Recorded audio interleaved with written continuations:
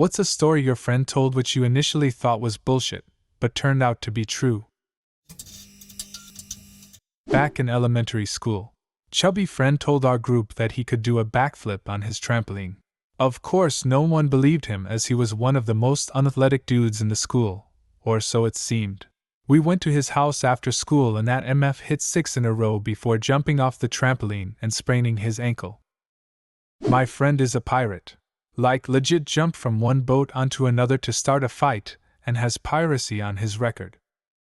Had a friend that lied about pretty much everything. Talked about how he modded his PS1 to make Lara Croft naked. He told us he had a working Simpsons arcade cabinet in his garage. Said he had family members in the mafia because he had an Italian last name and was from Jersey. One day he invites us over to his house to hang out for the afternoon. Cranks up the PS1 and I'm like, let's see some Lara Croft titties, sir. He says that's another PlayStation that his cousin was borrowing or something. I figured, fuck it, I can now call him out on some real bullshit he was spouting. Asked him to see the Simpsons arcade cabinet, and he took us to the garage, and that motherfucker had a working Simpsons arcade cabinet in his garage. My great-granddad was in the British Navy in WW2.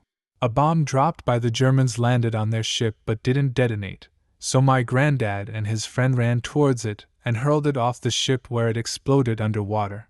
They figured that they were going to die anyway if it exploded, so why not try and save as many as possible in the process. This story went on for years and years and nobody quite believed him. They would all laugh and thought it was just a war hero's exaggerated tale, until one day he pulled out his war medals and a letter from his captain stating what he had done for the men on that ship that day. Nobody second-guessed his stories ever again. I miss him a lot. I went to college in a city called Galway in the west of Ireland. One of my friends there was a native of the city. He often told me this story about a local character called Johnny Muchman, who was stumbling home from the pub late one night, and he spotted a circus set up on the side of the road. So he hops over the wall and decides to go in for a look. He wanders over to the cage where the tigers are kept and sticks his hand through the gap wanting to pet them. The tigers immediately bit both of the man's arms off. Well, I didn't believe this story for any number of reasons. His ridiculous name, Johnny Muchman, the fact that the tigers managed to bite his arms off in one go, the fact that the man had survived, the fact that circuses apparently still exist in this day and age, none of it remotely plausible. Couple of years later, I had just started working in a late-night petrol station convenience store. Late one night, a drunk comes up to the locked front door trying to get in. I point him around to the hatch I'm serving through, but the security guard unlocks the door and lets him in. He tells me, "This is Johnny. He and the store manager are the only two people you're allowed open the front door for." This seemed odd to me, 'cause he looked like a random tramp off the street. That's when I realized the guy's sleeves were dangling. He had no arms. That night, and many other to follow that summer, I had to sell cigarettes to Johnny Muchman. This involved taking money out of his trouser pocket and replacing the change.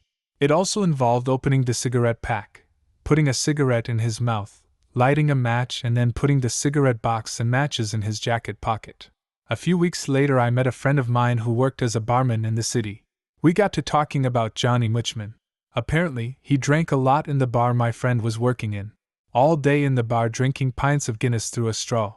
I was giving out, telling my friend how much I dreaded putting my hand into the Johnny Muchman's disgusting trousers. My friend snorted, looked at the ground and said, Owenny, what do you think happens when he has to go for a piss?"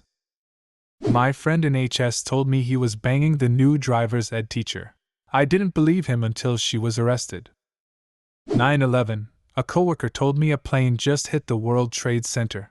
I said no way. He said he just heard it on the radio. I still didn't believe it. They turned on the TV and I saw the building burning and the second plane hit. Before that I thought it was too crazy. Sad day. Basically this story was one of those urban legends, you know, that everyone knows a friend of a friend of a friend, but you doubt it's actually true. I met the girl who had the hospital records to prove it. She'd had her nipple pierced for a while, when one day, one of the balls that screws on had accidentally unscrewed and fallen off. Stupidly, instead of just taping the piercing in and buying another ball the next day, she pulled the piercing out, and with it came a long white thing. So she cuts it. I don't know why. Shits herself, vomits, blacks out, wakes up in hospital. She cut a nerve, an actual nerve. So yeah, I heard the story from a friend about her friend, didn't believe it. Met the friend. It's gross. One of my friends always liked to exaggerate. He once told me he just made like $10,000 from a penny stock. I brushed it off as bullshit until the next day he shows up with a used boat. We lived close to a few lakes, so that was a fun summer. When we first met in high school, my husband told me that he slept in a closet under the stairs in his basement. Thought he was just exaggerating until we went over and saw his bedroom, complete with his name on the closet door. Is he a wizard?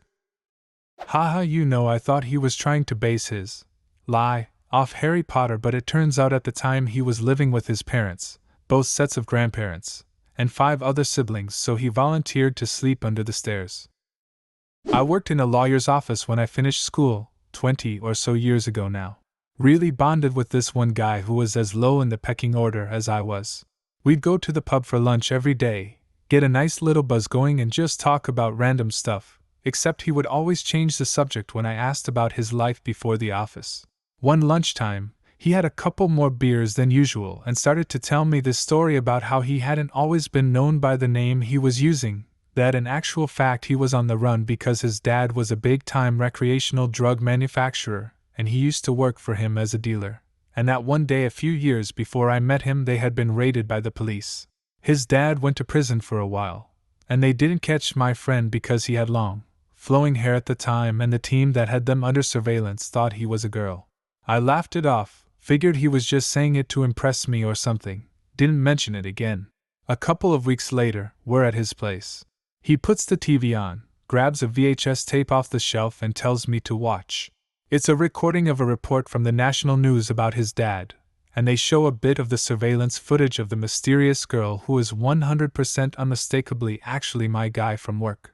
All he did was cut his hair and get a job with a load of criminal lawyers. Talk about hiding in plain sight. So, my friend who I work with always seemed to tell little white lies.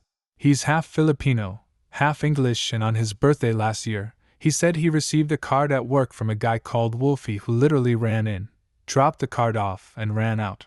I didn't believe this until it happened again this year, a couple weeks ago after watching the CCTV footage.